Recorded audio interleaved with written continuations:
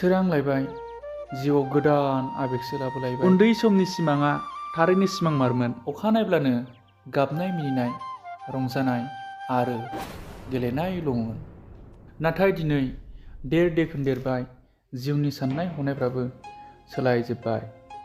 उन्दै समाव नुबोनाय सिमांफ्राबो दा फैनानै फैमालसो जाफैजोब्बाय। जिउआदि मोनसे दावबायारि, बेयो दिनै फोरमान जाफैमारबाय।